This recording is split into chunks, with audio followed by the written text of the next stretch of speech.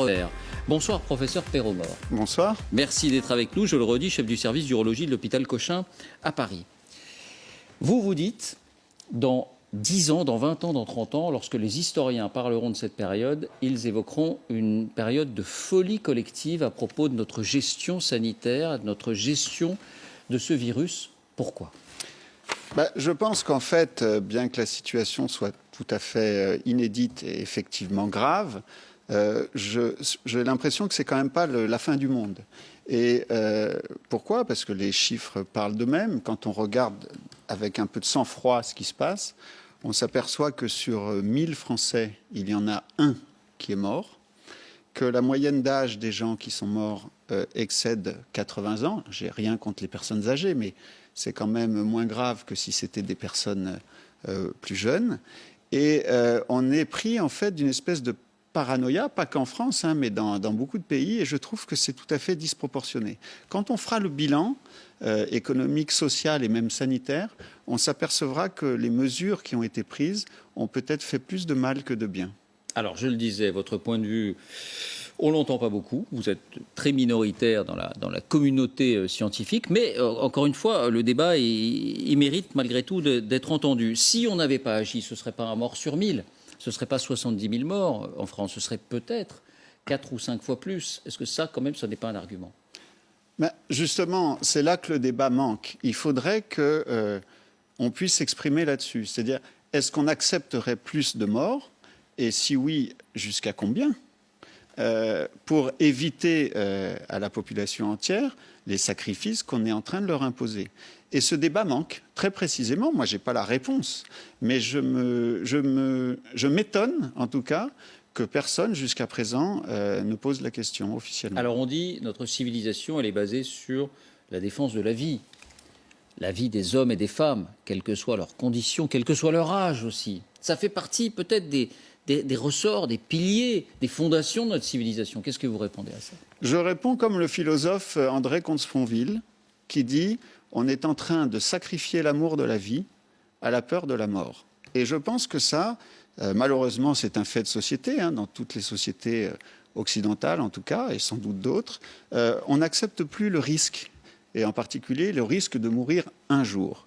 Et ça me paraît, c'est très dérangeant pour moi parce qu'il faut profiter de la vie surtout.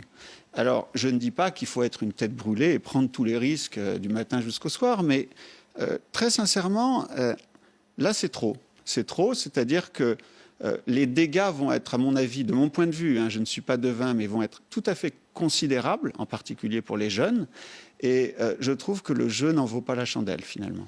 Je vous donne la parole, mais juste un mot d'abord. Il y a un pays qui a appliqué d'une certaine manière vos préceptes, qui a eu votre vision, c'est la Suède. Exactement. La Suède a dit non, on ne va pas confiner, on va laisser le virus se développer, on va appeler chacun à la responsabilité, les gestes barrières, appliquez-les sur le mode de la responsabilité individuelle. Et puis, il y a un peu plus d'un mois, quelqu'un est apparu à la télévision, c'est le roi de Suède.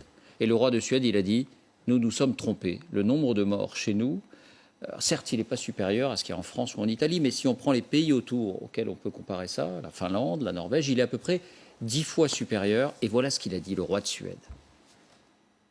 Jag anser vi har misslyckats. Vi är ändå ett stort antal som har avlidit helt enkelt. Och det är ju fruktansvärt. Det är någonting som vi alla lider med, tror jag. Voilà. Autrement dit, la Suède, aujourd'hui, applique des mesures de restriction, elle aussi. Elles sont beaucoup moins strictes que les nôtres. On a appris que la récession économique, je ne suis pas économiste bien sûr, mais la récession économique en Suède allait être 2 fois moins importante que la nôtre. Et encore une fois, il faut se placer dans quelques années. Quand on fera le bilan, je ne suis pas sûr que les dégâts dans la population suédoise seront à la même hauteur que ceux qu'on aura en France. Donc moi, je crois que la Suède a eu raison. J'admire les décisions qui ont été prises en Suède de faire très attention dans la vie du quotidien, de respecter les gestes barrières, mais de ne pas plonger le pays dans la psychose. Alors, vos questions, vos réflexions, Louis. Moi, je trouve que philosophiquement, votre vision, très honnêtement, est assez intéressante et effectivement, elle est assez peu distillée dans les médias, mais assez largement répandue. Moi, je vois beaucoup de gens qui parlent avec le discours que vous tenez. Moi, la question que je me suis posée, parce que j'y pense depuis même le premier confinement, elle est assez basique. C'est qu'une fois qu'on est dans cette logique-là, comment est-ce qu'on fait quand on dépasse le seuil des réanimations? C'est-à-dire que, en fait, c'est assez primaire. C'est-à-dire que vous avez quelqu'un, effectivement, de plus de 80-85 ans qui ne présente pas de comorbidité, qui est simplement atteint et qui est en réanimation. Une fois qu'on a dépassé le seuil, dans la mesure où l'État n'investit pas pour augmenter les lits de réanimation, qu'est-ce qu'on fait? Et moi, je me suis heurté, en fait, à ça. Et puis, tout d'un coup, je n'ai pas pu aller plus loin, en tout cas, dans cette réflexion. J'ai deux choses à répondre à cette remarque. La première, c'est que les capacités de réanimation n'ont jamais été saturées partout et en même temps, ni pendant la première vague, ni pendant la seconde. Vous avez eu beaucoup d'établissements privés, par exemple, qui tournaient en sous-activité, avec du personnel, des locaux et du matériel disponible qui n'ont pas été mis à disposition des patients Covid. Ça a été un peu moins le cas pendant la deuxième vague que pendant la première, mais néanmoins, on avait encore de la ressource, et aujourd'hui, c'est toujours le cas. Aujourd'hui, le taux d'occupation des réanimations par des patients Covid varie de 150% en Saône-et-Loire à 7% seulement dans les Côtes-d'Armor. Donc on n'est pas du tout dans un état de saturation à l'échelle nationale. Ça, c'est le premier point.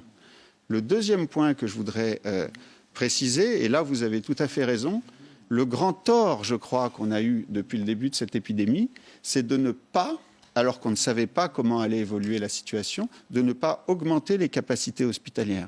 On aurait très bien pu fabriquer ex nihilo des structures temporaires d'accueil, ça s'est fait dans plein de pays, mais pas en France, pour des patients réanimatoires s'il le fallait, et on aurait pu aussi dédier des établissements uniquement pour les patients Covid, de manière à pouvoir traiter les patients non Covid dans d'autres types d'établissements. Rachel. Alors moi, je ne vais pas rentrer dans le détail. Je trouve effectivement aussi que la philosophie, elle m'interpelle et elle est assez intéressante. Ce que je trouve symboliquement assez puissant, c'est que ce soit un roi en fait qui dise « j'ai échoué ». Par rapport au Covid, je pense qu'il n'y a pas un seul pays qui a gagné face au Covid aujourd'hui. On est tous dans une expectative. Alors effectivement, peut-être qu'on aurait pu aborder cette question-là, mais maintenant, est-ce que maintenant vous pensez qu'on peut changer de cap et adopter Rachel, une autre philosophie? Vous-même, quand vous entendez le raisonnement du professeur Perromort, est-ce que ça vous choque? Non, ça ne me choque pas. Ça ne me choque pas dans la mesure où, comme je le dis tout à l'heure, c'est un virus et on est plus faible que lui. Et on a tous échoué parce qu'en fait, si notre intérêt, c'est d'être seulement dans des débats, il faut faire ci, il faut faire ça, en fait, c'est pas ça. C'est qu'il y a une partie de la population qui doit partir. Et c'est notre rapport à la mort. Donc effectivement... Une partie de la population qui doit partir. Vous vous rendez compte que vous dites ça comme ça? Mais non, mais comme si c'était une évidence. Enfin, je ne sais pas si vous trouvez que c'est très, très choquant ce que je dis, parce que j'ai l'impression que c'est ça. Non, mais moi, je ne juge pas. Mais simplement... Oui. Ayez bien en tête que ceux qui nous regardent, beaucoup vont être très choqués. Moi, j'ai eu des personnes extrêmement chères et je pense que chacun d'entre nous qui sont partis depuis un an. Et je constate qu'en fait, la seule solution, c'est d'accepter la mort finalement. Presque. Parce que sinon, on bataille contre quoi? Là, au niveau des vaccins... Même si on peut éviter ces morts. C'est des flops. Non. Qu'on respecte les gestes barrières, qu'on respecte les choses. Mais il y a une...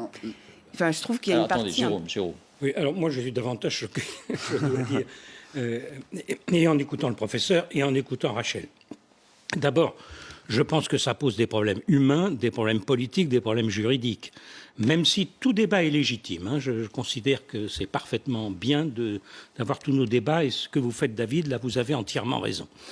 Humainement, le débat n'est pas entre l'amour de la vie et la peur de la mort. Il est dans le rôle de soigner les malades. C'est ça le rôle des médecins, me semble-t-il. Et soigner les malades, c'est un devoir absolu. Donc, voilà, il ne s'agit pas de prolonger artificiellement la vie de gens qui doivent mourir. Il s'agit de soigner des gens malades de ce virus. Et ça, humainement, c'est quelque chose de fondamental. Politiquement, politiquement, je dirais qu'aucun gouvernement ne pourrait assumer la ligne que propose le professeur. D'abord, je constate qu'à la comparaison internationale, aucun pays finalement ne le fait, et la Suède a rendu les armes.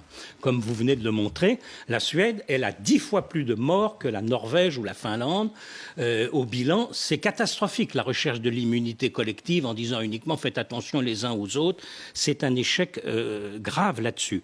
La comparaison internationale pour les gouvernements, si on suivait la politique du professeur, au bilan de la fin du Covid serait terrible pour le gouvernement qui suivrait. C'est ça, parce que c'est ça qu'on va regarder. C'est le nombre de morts par rapport au nombre d'habitants dans chaque pays. Enfin, juridiquement, pour un gouvernement qui suivrait la politique du professeur, ce serait une mise en cause immédiate, mise en danger de la vie d'autrui. C'est-à-dire que vous auriez de toute façon, les ministres et les gouvernants qui font ça sont responsables juridiquement de leurs actes et donc ils ne pourraient en aucun cas mener cette politique. Donc ni humainement, ni politiquement, ni juridiquement, elle me paraît tenable. On n'est plus du tout dans le même système de pensée en fait. C'est ça le truc. C'est qu'effectivement, et c'est ce que je disais par rapport à l'égalité, la fraternité, la justice, la responsabilité politique, j'ai l'impression que depuis 1 an, on est passé un petit peu à autre chose. Alors, oublions le juridique pour l'instant. Qui reste quand même non, mais qui reste une question, mais il y a le point de vue éthique. Soigner les malades, c'est un impératif absolu. Que répond le médecin? Je n'ai jamais dit le contraire. Je suis tout à fait favorable à ce que vous venez de dire. Soigner les malades, il faut le faire. Mais alors, que n'a-t-on pas élargi les capacités de réanimation et d'hospitalisation dans ce pays? Manque de main-d'œuvre. Manque de personnel, c'est ce qu'on a dit. Manque de personnel manque de compétent. volonté politique, parce que sans doute on imaginait que la pandémie allait durer moins longtemps que ça. Aujourd'hui, les choses sont un peu différentes. Je pense qu'il serait de bon ton d'élargir les capacités hospitalières justement pour soigner les gens et de revoir complètement la politique qui est menée aujourd'hui. Aujourd'hui, on fait quoi? Quand il y a trop de gens qui rentrent en réanimation, on ferme. En fermant, on fusille l'économie, on fusille le tissu social et la santé des gens, mais de manière retardée. Les suicides, les cancers qui ne vont pas être traités, les accidents vasculaires qui ne vont pas être pris en charge. Donc, il faut changer de mon point de vue. En tout cas, je n'ai pas de leçon à donner, mais si ça dépendait de moi, je changerais totalement de politique, j'élargirais les capacités de l'hôpital justement pour soigner les gens, puisqu'on ne le fait pas. Je rappelle qu'aujourd'hui, en 2020, on continue à fermer des lits à l'hôpital public en France. Donc, on élargit les capacités hospitalières et on donne la liberté aux gens de travailler. Autre point que notait Jérôme, aucun pays ne l'a fait. Aucun autre pays ne l'a fait.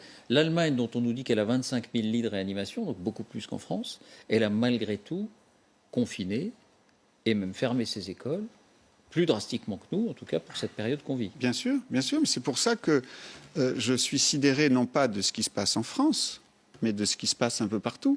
Je trouve ça... Sauf que l'Allemagne, avec 25 000 lits de réanimation, applique la politique d'élargissement de l'hôpital que vous préconisez et dont on voit bien qu'elle est insuffisante quand la violence du virus attaque un pays tout entier. Donc nous avons 9 000 lits de réanimation, l'Allemagne 25 000 et l'Allemagne, un nombre de morts qui a décollé depuis 6 semaines de façon effrayante. Oui, parce que de mon point de vue, les morts et la propagation du virus n'est pas uniquement liée aux capacités hospitalières. Les capacités hospitalières, c'est quand on déborde, d'accord? Mais je pense aussi qu'il y a un phénomène qu'on ne prend jamais assez en compte, qui est l'évolution naturelle du virus. On voit bien qu'il nous échappe. On voit bien qu'il a commencé plus tard en Allemagne et que maintenant c'est le pic. On croyait qu'à Manaus, au Brésil, les gens étaient immunisés. Maintenant, ça redémarre. On ne sait pas ce que ça va devenir. On a beau écouter tous les épidémiologistes, aussi talentueux soient-ils, ils se contredisent tous. Je crois qu'il y a une énorme inconnue sur l'évolution naturelle de ce virus. Il faut être très modeste et donc, étant modeste, il faut élargir les capacités hospitalières pour absorber les pics épidémiques. Mais de mon point de vue, il ne faut pas massacrer pour autant l'économie du pays. Deux questions encore. Beaucoup de jeunes aussi sont victimes de ce virus. Alors, pas tellement du côté des décès, mais parmi les hospitalisés, la moitié des gens ont moins de 60 ans et beaucoup d'entre eux vont garder des séquelles. Donc c'est aussi, j'allais dire, si on veut vraiment faire une différence d'âge, les forces vives de la nation qui sont aussi victimes de ce virus. Oui, mais les forces vives, comme vous dites, peuvent être malades. C'est quand même beaucoup plus rare que les personnes âgées, mais elles ne décèdent pas. Non, mais elles En peuvent garder revanche- des séquelles. En revanche, elles ne vont pas trouver de travail, leur scolarité est interrompue. Il y a beaucoup de détresse parmi les personnes les plus jeunes dans notre pays. Et donc, je trouve que c'est un très, très mauvais calcul. Encore une fois, c'est une opinion purement personnelle, mais je suis sûr que le débat va finir par se poser au plus haut sommet de l'État. J'en suis convaincu. On ne peut pas continuer comme ça. Mais reste ma détriment. réserve juridique. Il n'est pas possible qu'il se pose Non, mais au niveau de le l'État. juridique, on parce peut que le vous avez retourner dans l'autre les sens ministres aussi. sont responsables de leurs actes. Mise en danger de la vie d'autrui consiste effectivement à avoir un procès Si on vous comme le suit, sang contaminé. si on vous suit, C'est le il faut procès qu'on- du virus. Je ne suis pas d'accord avec vous, parce que si on vous suivait sur l'aspect juridique, il faudrait confiner le pays pendant 6 mois ou 1 an jusqu'à l'éradication complète du virus. Et ça n'est pas possible. Ah, Donc, ça peut aller abonder dans votre sens, mais parce que c'est la réalité de ce qu'on subit. Je pense notamment à 2 exemples, l'Italie et l'Espagne. Dans certaines villes, pour des raisons économiques, parce que les collectivités ne peuvent plus tenir, eh bien elles disent effectivement, elles épousent l'argument que vous développez, et elles disent, voilà, comme on ne peut pas faire ne peut autrement, plus. eh bien on laisse ouvert la ça arrivera en collectivité France. pour que les gens Ça puissent arrivera en France. vivre, et on prend le risque, effectivement, du virus ça et arrivera donc de en la mort. France, j'en suis convaincu. C'est sûr. Vous êtes pour la C'est la vaccination. fin du quoi qu'il en coûte. Ah ça. oui, je suis très favorable à la vaccination. Et quand vous discutez de vos positions avec vos collègues, à l'hôpital Cochin ou ailleurs, ça fait des étincelles? Non, pas forcément. Les gens sont plutôt d'accord. En fait, les médecins qu'on interroge sur cette épidémie sont essentiellement des réanimateurs, des épidémiologistes ou des infectiologues. Ils voient par le prisme de leur spécialité et c'est tout à fait normal. Moi, je vois la facette cachée de l'épidémie, c'est-à-dire tous les gens qui sont cloîtrés chez eux, qui ont peur de sortir, qui ne consultent plus, qui laissent leur cancer évoluer. Et ça, c'est une bombe à retardement. Ça, c'est un effet de la politique générale très angoissante qui est instillée dans le pays. On va avoir des morts liées aux restrictions. Ah bah oui. Sauf que c'est moins visible parce que c'est de manière décalée. Merci, professeur Perromort, d'être venu nous exposer votre vision des choses. Voilà, ça peut choque. heurter, ça peut Bah nous oui. prendre à rebrousse-poil. Toutes les voix peuvent être entendues, du moment que c'est calme et que c'est respectueux. Merci. Merci. Merci David. Rachel, merci Louis. David.